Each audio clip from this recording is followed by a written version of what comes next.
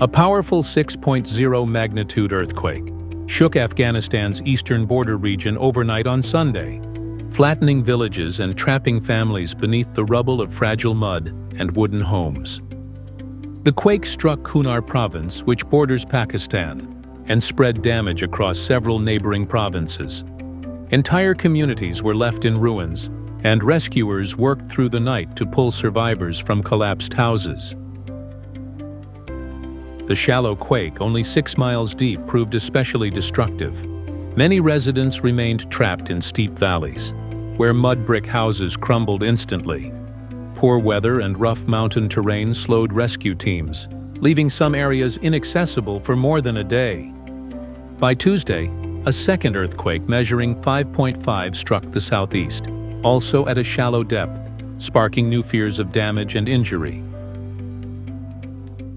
Before the second quake hit, officials had already confirmed more than 1,400 deaths and over 3,000 injuries, according to Taliban spokesperson Zabihullah Mujahid.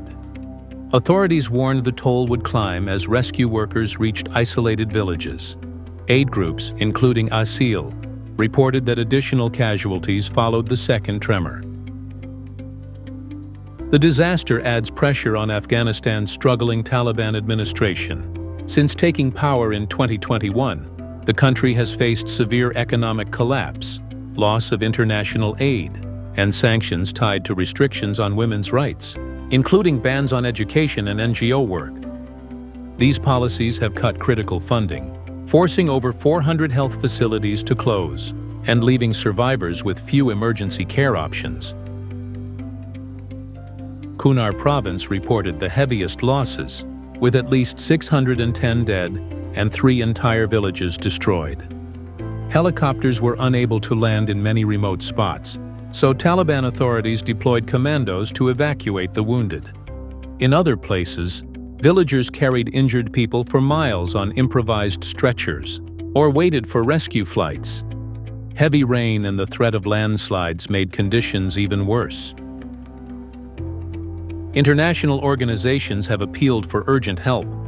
The United Nations described a race against time to reach those still trapped, with officials warning of a surge in deaths as rescue efforts expanded. UK pledged £1 million in aid to humanitarian agencies, while the European Union promised 130 tons of supplies and €1 million in funding. The UAE, India, and China also pledged assistance. However, opposition to the Taliban has meant that much of this aid bypasses the government, limiting its reach to affected areas. Photos from Kunar show survivors sheltering in open fields, children wrapped in blankets, and grieving families burying their dead in white shrouds. In Ghazi Abad village, homes lay in ruins, and residents cleared debris with bare hands. Military flights carried hundreds of wounded to hospitals, while men in Kandahar donated blood for the injured. For Afghans already facing displacement, poverty, and international isolation, the quake has deepened a national crisis. Relief groups stress that immediate medical supplies, shelter, and food are desperately needed, warning that the number of casualties will continue to rise unless aid reaches the most remote communities soon. That's all for now from Global Pulse Unplugged. Stay sharp, stay informed, and we'll see you next time.